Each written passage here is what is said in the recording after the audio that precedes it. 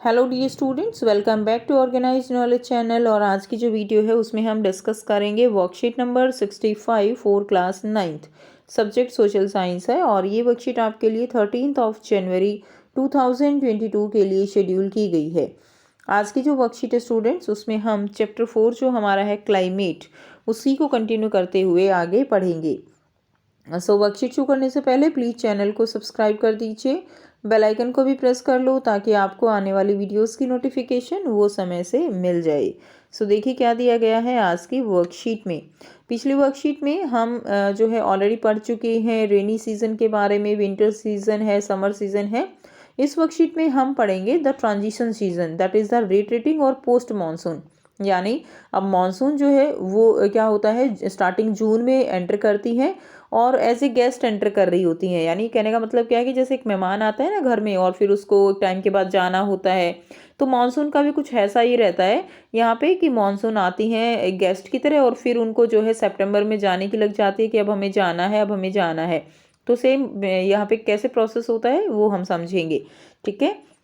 तो स्टार्टिंग सितंबर में क्या होता है कि जो मानसून है उनकी वापसी जो है एक तरह से शुरू हो जाती है, क्लियर। और ड्यूरिंग अक्टूबर नवंबर में ये जो प्रोसेस है मानसून की वापस जाने का, ये प्रोसेस तेज़ हो जाता है। During October November with the apparent movement of the sun towards the south, the monsoon trough और the low pressure trough over the northern plain become weaker. अब होता क्या है, जब हमने देखा था कि मानसून सीजन जब आया था तो उस समय क्या होता है कि यहाँ पे एक लो प्रेशर जो है, लैंड पे एक लो प्रेशर एरिया क्रिएट हो जाता है और हाई प्रेशर से लो प्रेशर जो विंड्स हैं वो आती हैं, जो रेन लेकर आती हैं। अब होता क्या है कि देखिए सन की पोजीशन तो फिक्स है, वो तो फिक्स है, लेकिन हम जो अर्थ है उसकी पोजीशन चेंज होती रहती है। आपको पता है ना, वो रेवोल्यूशन एंड रोटेशन दोनों करती है। तो जो हमारे पास यहाँ पे जो सन की पोजीशन है दैट इज़ अपेरेंट मूवमेंट होती है और वो मूवमेंट जो है किस तरफ हो जाती है, साउथ की तरफ हो जाती है। अब इस समय क्या होता है कि नॉर्थ में टेम्परेचर कम होने लगता है धीरे धीरे। अक्टूबर नवंबर में हल्का हल्की ठंड जो है वो हल्की हल्की शुरू हो जाती है ना, तो इसलिए कि पोजीशन चेंज हो जाती है अर्थ की। और जो मूवमेंट है सन की वो किस तरफ हो जाती है, हम कह सकते हैं कि जो सन रेज हैं वो साउथ की तरफ जो है वो ज़्यादा हैं। अब क्लियर।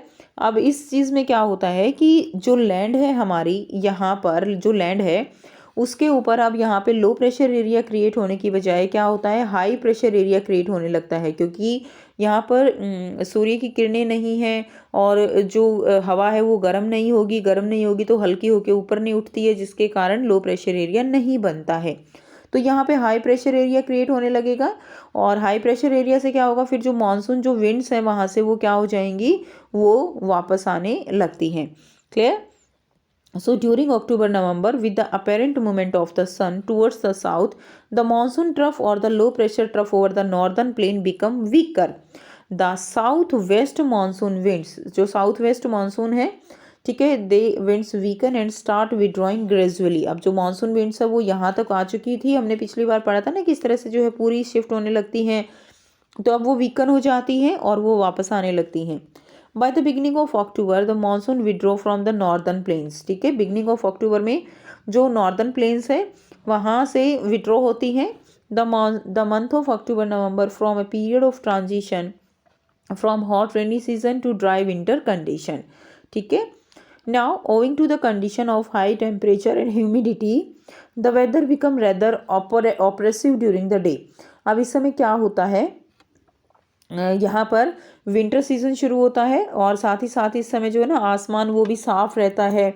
और सबसे मेन जो बात है ना यहाँ पे, दिन के समय क्या होता है, दिन के समय तापमान जो टेम्परेचर है वो ज़्यादा रहता है, बट जो ह्यूमिडिटी है, ह्यूमिडिटी वो यहाँ पर बहुत ज़्यादा बढ़ जाती है।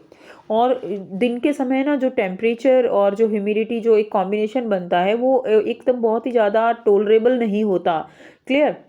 जैसे पसीना बहुत ज़्यादा, इस तरह से ह्यूमिडिटी बहुत ज़्यादा हो जाती है, जिसको हम कहते हैं ना, नॉर्मली हम लैंग्वेज में कहते हैं ना उमस हो जाती है। तो इसीलिए ये जो मौसम है ना इसको हम क्वार की उमस भी कहते हैं, ठीक है। Now the low pressure condition over north western India get transfer to the bay of Bengal by early November. अब नवंबर के स्टार्टिंग में क्या होता है, जो साउथ नॉर्थ वेस्ट जो आप कह सकते हो नॉर्थ वेस्ट इंडिया में जो आप यहाँ पे नॉर्थ वेस्ट जो पार्ट है, ठीक है, नॉर्थ वेस्ट में जो लो प्रेशर का पार्ट है वो शिफ्ट होने लगता है कहाँ पर, बे ऑफ बंगाल में, bye early November. Clear. Now this shift is associated with the occurrence of cyclonic depression. Clear. अब इसमें क्या होता है कि इसमें जब ये जो सिचुएशन बनती है इस तरह की, इसमें साइक्लोनिक डिप्रेशन आने शुरू हो जाते हैं विच ओरिजिनेट ओवर द अंडमान सी। अंडमान सी जो है उसमें जो है, ये अंडमान सी कहो, बे ऑफ बंगाल कहो, यहाँ पर क्या होता है ना कि साइक्लोनिक डिप्रेशन आने शुरू हो जाते हैं, जिनको हम एक तरह से आप कह सकते हो ना, साइक्लोन्स जो है चक्रवात बनने लगते हैं।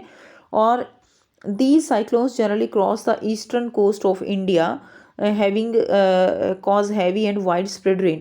और ये जो साइक्लोन्स हैं इनकी वजह से जो ईस्टर्न कोस्ट है इंडिया का, ठीक है, इस एरिया के अंदर heavy and wide spread rain जो है वो शुरू हो जाती है, यानी बहुत भारी बारिश यहाँ पर इनके कारण होती है। And these tropical cyclones are often very destructive. और ये जो ट्रॉपिकल साइक्लोन्स होते हैं ये बहुत ही ज़्यादा डिस्ट्रक्टिव होते हैं क्योंकि भारी बारिश होती है, and cause great damage to life and property. और इनसे बहुत ज़्यादा नुकसान होता है लाइफ एंड प्रॉपर्टी का। और कभी कभी तो ये साइक्लोन्स जो है ये सुंदरवन और जो बांग्लादेश है यहाँ तक भी जो है पहुँच जाते हैं। ठीक है, तो ये सारा पूरा प्रोसेस है कि किस तरह से जो मानसून है वो क्या होती हैं, वापस आती हैं। तो आप यहाँ पे मैप की हेल्प से भी समझ सकते हो। ठीक है, तो लगभग जो है 1 सितंबर में ये शुरू हो जाता है प्रोसेस। ठीक है, और इस तरह से जो है अक्टूबर और एंड दिसंबर तक लगभग जो है सारी मानसून क्या होती हैं वो वापस रिटर्न हो जाती हैं। क्लियर। तो इस तरह से आप इसको समझ सकते हो। नाउ अब आपको यहाँ पे देखिए बहुत ही आसान से जो है 5 क्वेश्चंस दिए गए हैं, जिसमें आपको 3 क्वेश्चंस दिए गए हैं एंड 2 जो है इसमें ट्रू फॉल्स हैं, जिनको हम 1 बाय 1 डिस्कस करेंगे। नाउ फर्स्ट क्वेश्चन है, by which moment of the sun do monsoon start retreating. ठीक है, कौन सी मोमेंट होती है सन के अंदर जिससे कि जो है मानसून का रिट्रीटिंग स्टार्ट हो जाता है। So during October November with the apparent movement of the sun, ठीक है, towards the south, the monsoon trough for the low pressure trough over the northern plain become weaker and monsoon start retreating. तो ये answer आप जो है इसमें लिखेंगे। Clear बच्चों। आंसर अगर आपका बहुत देखिए, अब इसमें ये आप ये भी लिख सकते थे with the apparent movement of the sun, लेकिन थोड़ा सा जो है अगर आपको ये आपका रिप्रेजेंटेशन का तरीका होता है कि उसके साथ आपको थोड़ा सा उसका रीज़न भी दे दिया जाए तो वो क्वेश्चन एकदम बहुत ही अच्छा जो है इम्प्रेसिव हो जाता है। तो इस चीज़ का थोड़ा सा आप ध्यान रखेंगे क्योंकि अब की बार आपके जो क्वेश्चन है वो 2 मार्क्स 3 मार्क्स इस तरह से लॉन्ग आंसर क्वेश्चन भी आने वाले हैं। नाउ सेकंड क्वेश्चन क्या है, how are tropical cyclones destructive. Tropical cyclones जो है वो डिस्ट्रक्टिव क्यों है। The cyclones arise in the bay of Bengal in the month of October November. ठीक है, साइक्लोन्स जो है ये बे ऑफ बंगाल या अंडमान निकोबार वहाँ पर अराइज होते हैं। Tropical cyclones bring heavy and wide spread rainfall. ये cyclones heavy and wide spread rainfall लेकर आते हैं due to which there is massive loss of life and property, जिसकी वजह से लाइफ एंड प्रॉपर्टी जो है उसमें लॉस होता है। Now question number 3 is why are the days in October November insufferable in northern India. So the day weather become unbearable, day weather जो है अनबेयरेबल हो जाता है due to high temperature and humidity condition. Temperature high रहता है, humidity ज़्यादा रहती है इसके कारण। Now let's move to the true false questions. And fourth question is by the beginning of the March the monsoon withdraw from the northern plains. तो beginning of March में नहीं होता है, बिगनिंग ऑफ सितंबर में होना शुरू हो जाता है, तो इसीलिए ये आपका क्या रहेगा, फॉल्स रहेगा। एंड नंबर 5 है monsoon retreat because the south west wind weaken. ठीक है, तो साउथ वेस्ट विंड जो है वो वीकन हो जाती है, तो इसलिए ये ट्रू रहेगा। क्लियर। तो ये थी आपकी आज की एसएसटी की वर्कशीट। आई होप सभी स्टूडेंट्स को ये क्लियर है। अगर वीडियो अच्छी लगे तो वीडियो को ज़रूर से लाइक कीजिएगा, शेयर कीजिएगा और चैनल को सब्सक्राइब कीजिएगा। So thanks for watching. मिलते हैं नेक्स्ट वीडियो में नेक्स्ट वर्कशीट के साथ। Take care, bye bye, have a nice day.